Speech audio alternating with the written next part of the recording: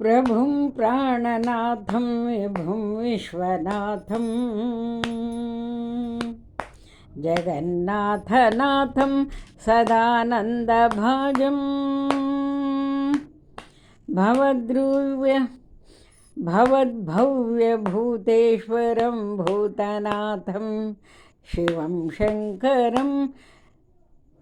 शम्भुमीशानमीडे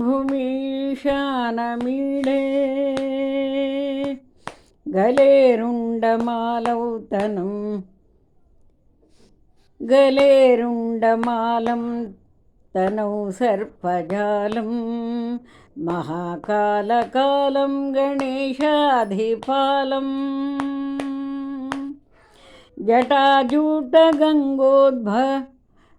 जटाजूटगङ्गोत्तरङ्गैर्विशालं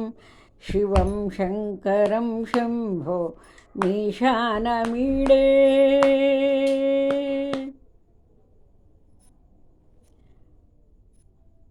मुदामाकरं मण्डनं मण्डयन्तं महामण्डलं भस्मभूषाधरं तम् अनादिं ह्यपारं मोहमारं विशिवं शङ्करं शम्भुमीशानमीडे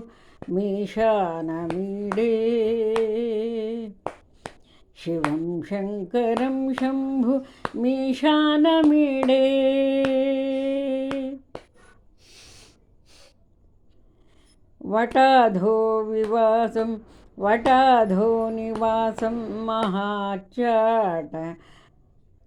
वटाधोनिवासं महाट्टाटहासं महापापनाशं सदा सुप्रकाशं गिरीशं गणेशं सुरेशं महेशं शिवं शङ्करं शम्भो मीशानमीडे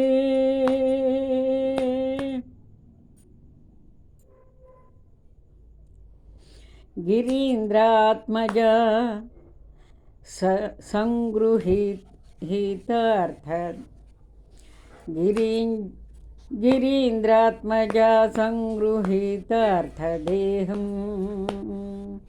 गिरीन्द्रात्मजा संगृहीतार्थदेहं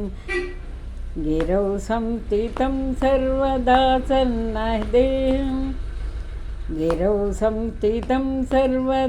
सन्नगेहं ब्रह्मादिभिर्वन्द्यमानं शिवं शङ्करं शम्भुमीशानमीडे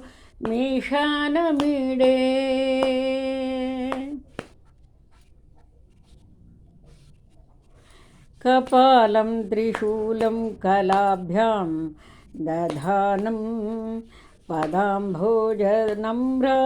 कामं दानम् बलिवर्धयानं सुराणां प्रधानं शिवं शङ्करं शम्भुमीशानमीडे शिवं शङ्करं शम्भुमीशानमीडे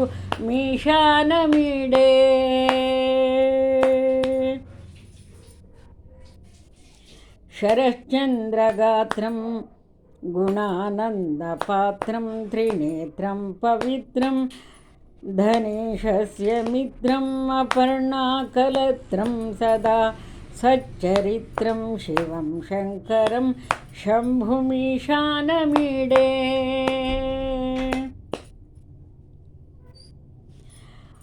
हरं सर्पहारं चिताभूमिहारं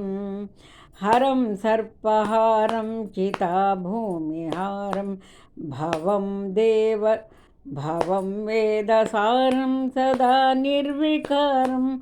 श्मशाने वसन्तं मनोजं दहन्तं शिवं शङ्करं शम्भुमीशानमीडे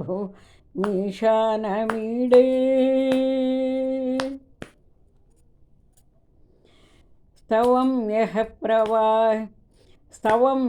प्रभाते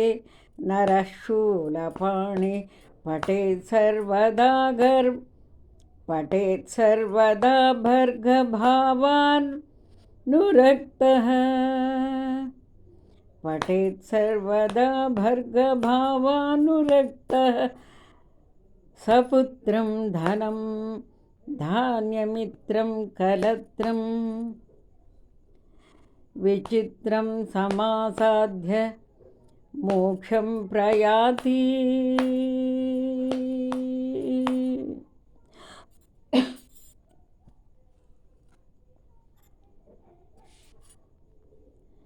स्तवम्यः प्रभाते नरश्चूलपाणे पठेत् स्तोत्ररत्नं त्विह प्राप्य रत्नं सुपुत्रं सुधान्यं सुमित्रं कलत्रं विचित्रैः समाराध्य मोक्षं प्रयाति। इति शिवाष्टकम्। सन्मङ्गलानि भवन्तु।